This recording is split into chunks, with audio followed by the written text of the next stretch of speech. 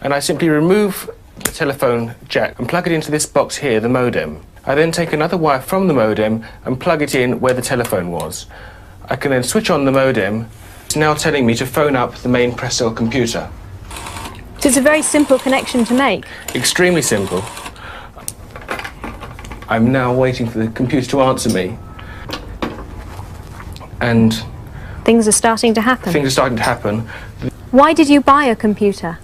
Well, I was very interested in the new technology and didn't want to be left behind. I don't think it's only for the youngsters at school now. I think us older ones will have to learn a lot about it. What is Internet anyway? Internet is that massive computer network, the one that's becoming really big now. What do you mean? That's big? How does one? What do you write to it like mail? No, a lot of people use it and communicate. I guess they can communicate with NBC writers and producers. Allison, can you explain what Internet is? The world is in financial disarray. Currencies failing, economies in wild flux, jobs being lost. But what if you could build an entirely new economy, one specifically designed for the digital realm? Well, that is the dream behind Bitcoin. Bitcoin, for those of you who don't know, is an electronic online currency that was created in 2009. It was made by someone who did it under the pseudonym Satoshi Nakamoto.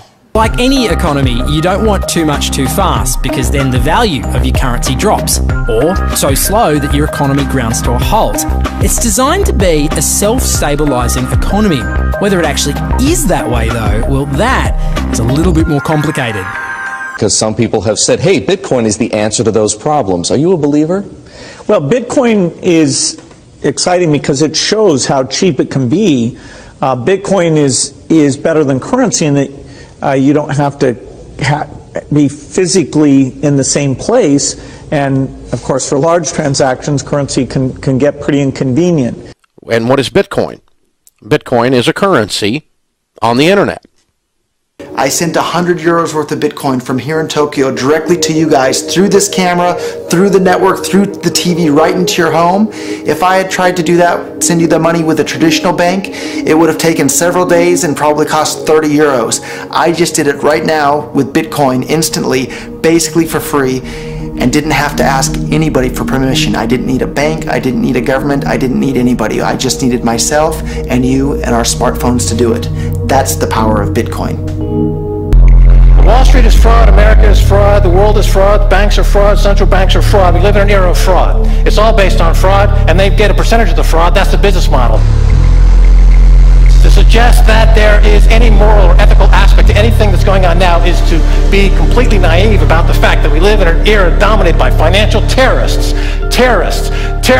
jihadis of banking. They're here to kill you and themselves. They believe in an ideology, not the Quran, but Adam Smith, that they completely misread and interpret as something to justify their blowing themselves up. Janet Yellen's a terrorist! Mario Draghi's a terrorist! The Central Bank of Japan is a terrorist! These are the real terrorists! Funds received. This community is switching to what they think is a better monetary system. A system in which banks are no longer needed because payments could be made directly from one person to another. Bitcoin is fundamentally different because in Bitcoin, you don't owe anyone anything and no one owes you anything. It is not a system based on debt. It is a system based on ownership. And no one can censor it, no one can seize it, no one can freeze it. It's November the 2nd, 2008, just 6 weeks after the Lehman Brothers collapse. And all over the world, there are panicked debates about how to save the banks. Then, on a little visited web forum for cryptographers, a document appears in which a completely new monetary system is proposed.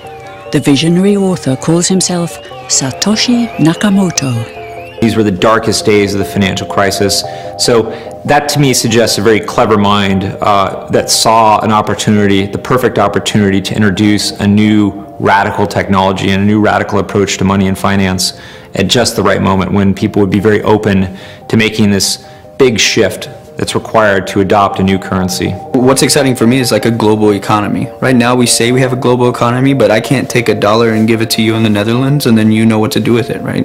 You would have to go and change it to your native currency. And when you kind of eliminate that step, and I can just send you one form of payment and you can send me a product in a matter of seconds, that starts to change things from a global perspective. How could this digital coin invented by this Satoshi Nakamoto become hundreds of times more valuable than the dollar? And why do enthusiasts like Roger Fear want the world to switch to bitcoins? I'm giving every single person here 1,000 yen worth of bitcoins, which is like $8 and something cents. Back in the early days, you know, I'd get phone calls from my buddies, oh, hey man, I lost 10,000 bitcoins because my computer blew up, right? Back then, one bitcoin was less than a penny, right? So nobody cared. They lost $10. I don't care, right? And now 10,000 bitcoins, that's, you know, $5 million. That's a big deal, right?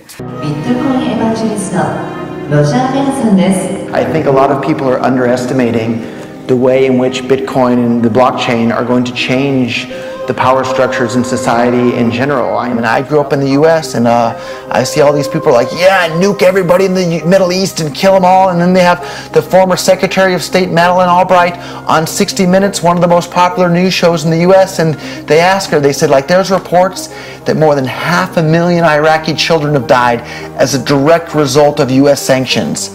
And she looks back at her with a straight face and she goes, it was a really tough decision, but I think that it was worth it. Worth murdering 500,000 kids because of what the government did? And I apologize for crying, but it just disgusts me from my core when I see government people murdering people around the world. It's not just theoretical. These are real people with real lives.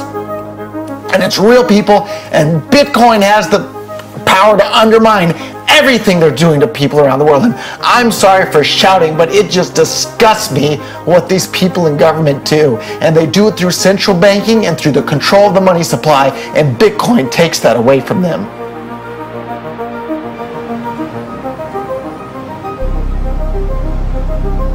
You can buy Bitcoin at the Shell station. Check it out. Good. Got $2. Hit finish. Oh.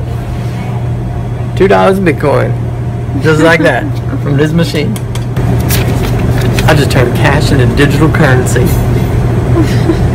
So thinking that it's too late to get involved in Bitcoin is like thinking it's too late to get involved with the internet or too late to get involved with using a cell phone. Like, it's not too late to get involved in Bitcoin. If Bitcoin becomes really popular all over the world, Bitcoins are going to have to be worth at least tens of thousands of dollars a Bitcoin, if not hundreds of thousands of dollars per Bitcoin. So thinking it's too late to get involved with Bitcoin is like thinking it's too late to get involved with using the internet. Of course not. Like, it's ubiquitous in our lives, and Bitcoin's going to become ubiquitous in our lives as well.